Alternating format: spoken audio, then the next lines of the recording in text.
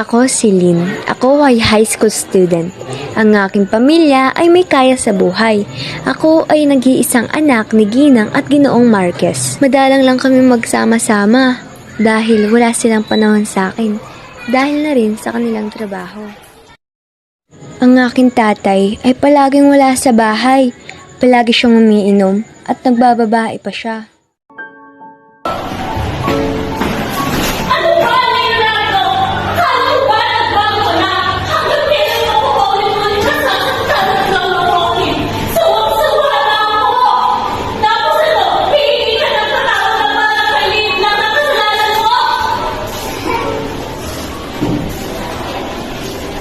Unang araw ko sa eskwela.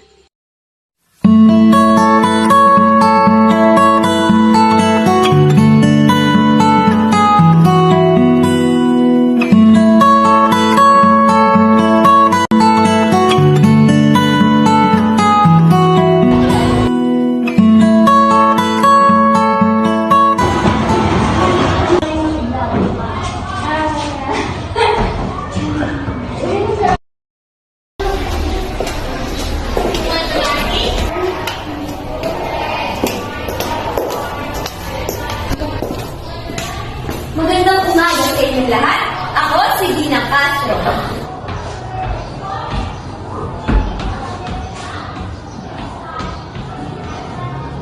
Ang magiging guro nyo sa edukasyong pagpapakalao. Ang aralin na tatalakayin natin ay tungkol sa pamilya. Ngunit bago ang lahat, maaari nyo bang ibahagi ang karanasan nyo sa loob ng tahanan? Kera. Sabay-sabay po kami kumakain. Kapag po may mga problema, sinasabi ko namin sa inyo. Oh, yun. Sabi ko ay sabay ay sama-samang nanonood ng pelikula at saka nagbabakasyon. O ikaw naman, Sophia.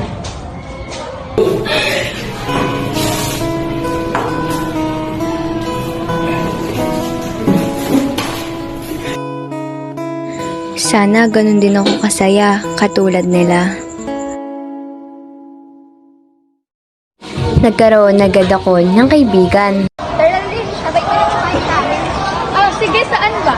Buwan sa may garden.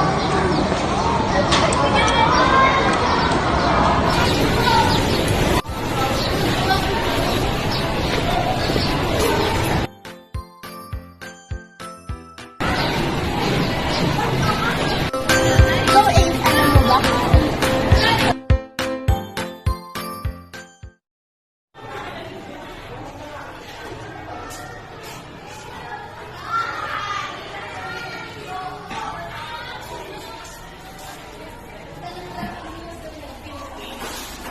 Nakauwi na ako ng bahay.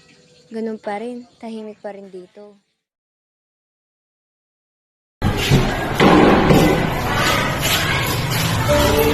Umaga ka na naman umuwi! At nagawa mo pa talagang mag-inom! Wala ka na talagang ibang gagawin kung hindi ganyan! Ano bang pakialam mo, ha? Ako nagtatrabaho nito kaya wala kang karapatan na magsalita ng ganyan. Ano ba, ma? Pa! Hindi na ba kayo titigil? Lagi na lang kayo nag-aaway. Hindi ba kayo nagsasawa? Lynn! Huwag ka nga pakialam! Away nga nito ng tatay mo! At kailan ka ba natutupang sa'yo sa usapan ng matatanda? Ha? At huwag na wag mo may pagtataas ng boses. Kami ang mga magulang mo. Binibigay namin lahat ng mga gusto at pangangailangan mo. At alam mong nalalaman ko? Nagabi ka na lang umuwi, sabi ni Aling Melinda. Buti naman, nagawa niyo pa akong tanungin kay Ate Belinda.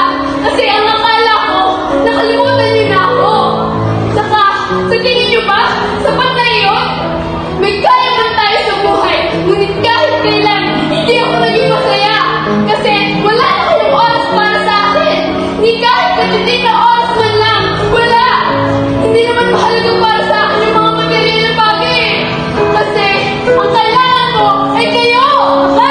Sumasagot ka na!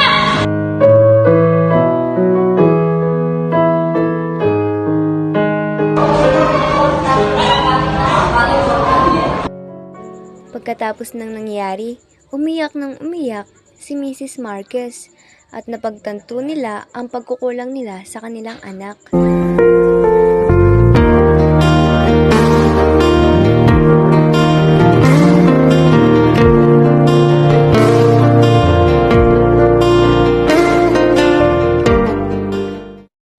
Pumasok ako sa eskwela. Kinuusap ako ni Ginang Castro at gumaan ang aking pakiramdam.